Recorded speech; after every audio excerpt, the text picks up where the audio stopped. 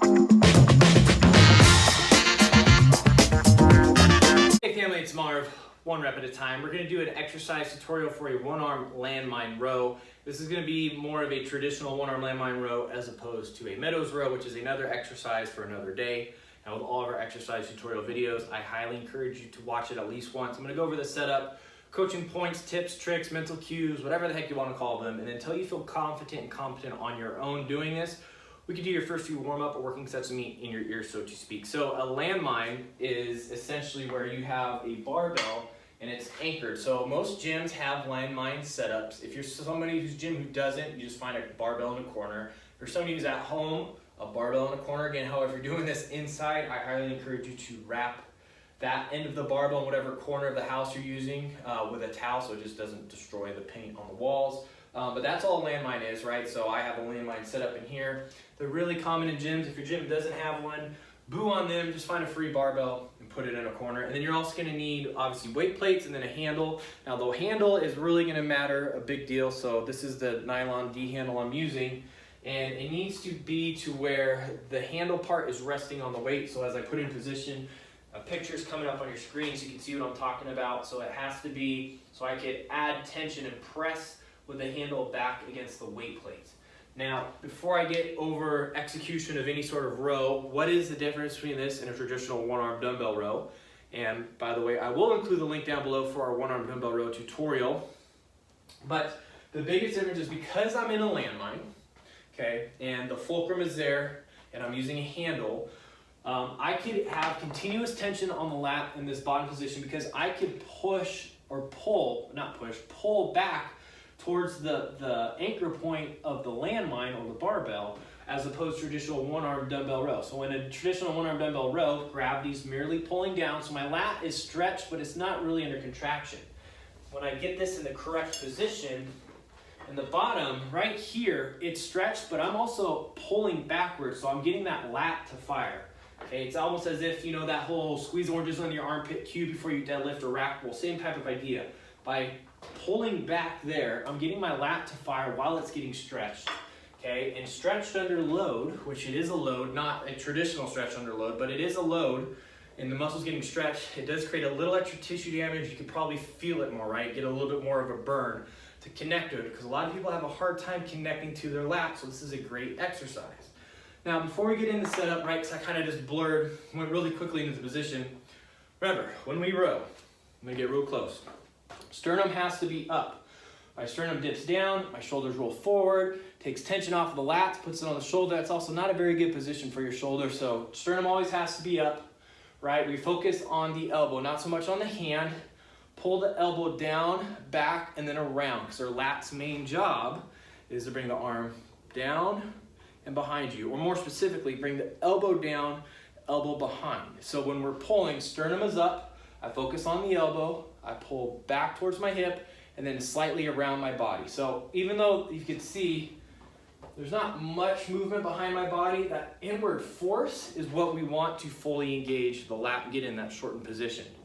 Now, doing the one-arm version is fantastic because I can set up a little off-center, so I have a little room to kind of wrap it around ever so slightly. Even if it's only 1/2 inch to 1 inch movement towards the center of your body, around your body, you're gonna feel a significant difference in the contraction, which is the whole goal. If we can't get a muscle to contract, good luck building it. This is why I really like this for people who feel like their back is a undeveloped part of their physique or they have a hard time connecting to it. This is a great way to do so because it's continuous tension and you can kind of play around with the angles to get that little extra engagement by wrapping around you, as opposed to a lot of machines for back. As you pull, your elbows become wider away from you. That's going to put all the pressure on your rhomboids and upper back, so we want to wrap it around. So when we come to there, we have the landmine set up, we have our handle, we have a bench to anchor our hands, and the setup is whatever arm is rowing is the leg that you're putting a lot of pressure on.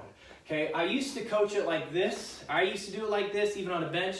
I'm not a fan of it anymore because it's super easy to rotate, right, and trick yourself into thinking, yeah, I'm getting those last 2 or 3 inches of range of motion, when my lat is done moving, my arm's done moving, and I'm just rotating, right? My core and hips are engaging to feel like I'm pulling the weight up, but it's not doing any extra work. So by putting the lead leg or the loading leg on the side that you're rowing, it's really uncomfortable and a lot harder.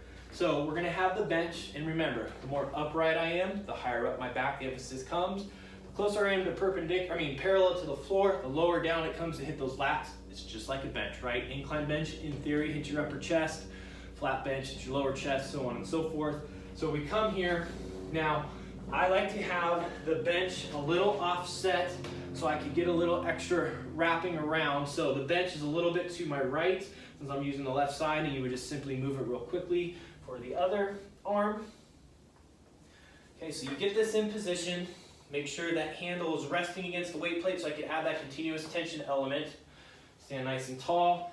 80–90% of your load is on this, okay? This back foot is merely for balance. Leg is straight. This hand is merely for balance. The majority of your load is on that leg. Okay, now I am pulling back in this bottom position, so my lat is under contraction. It's contracting, it's under tension. Pull up. And down. Keep pulling back at the bottom. Up. And down. I'm focusing on my elbow, not on my hand. If I focus on my hand, I'm going to want to pull way up here, and then the back of your shoulder is going to take over a little bit with that. So I'm pulling my elbow to my hip, picturing wrapping around.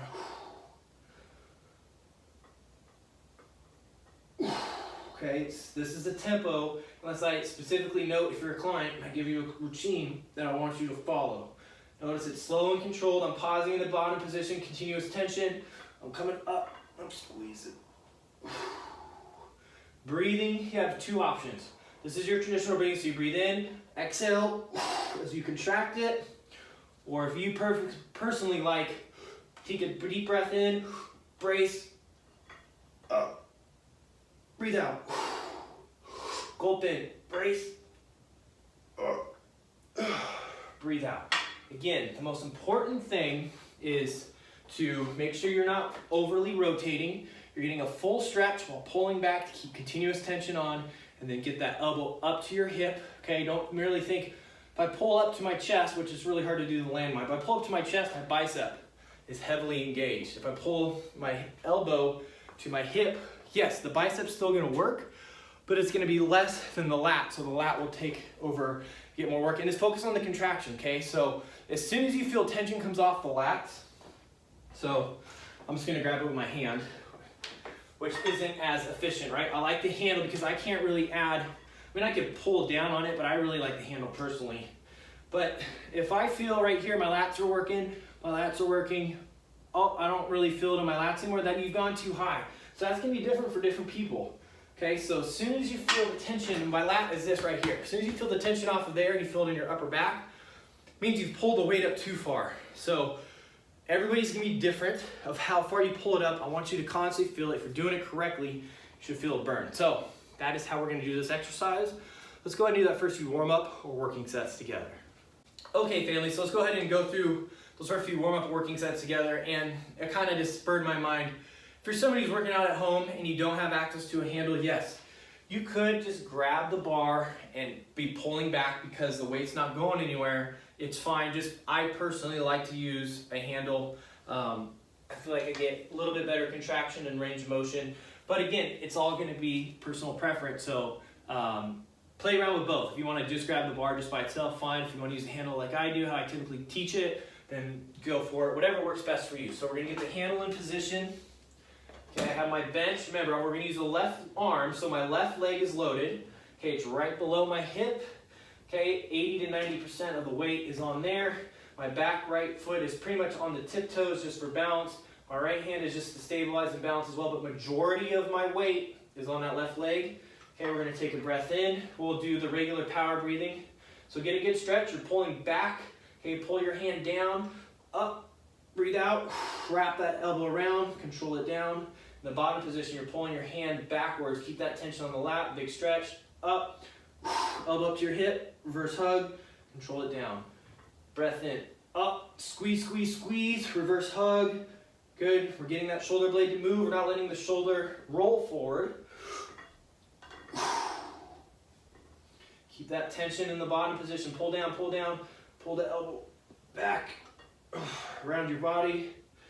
Good, keep that weight on that lead leg, on the left leg. Up, reverse hug. Stretch, keep continuous tension, keep tension on the lat. Up. Good.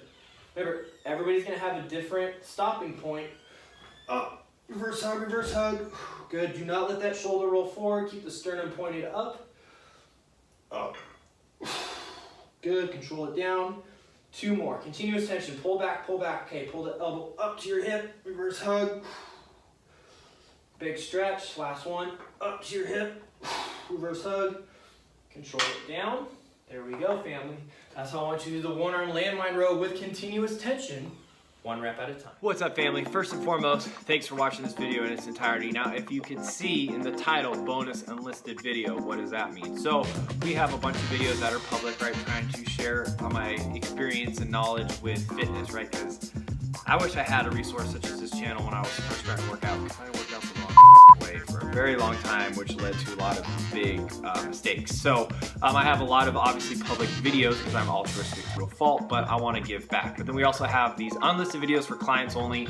Now typically those are, yes, exercise tutorials, but also a lot of, movement assessments, mobility drill type stuff, highly customizable to you. So if you want to get more information about possibly hiring us to work with you, whether it be nutrition, workout routines, standalone, online training, corrective exercise, movement assessments, joint evaluations, any of that stuff, go check out One Rep at a Time.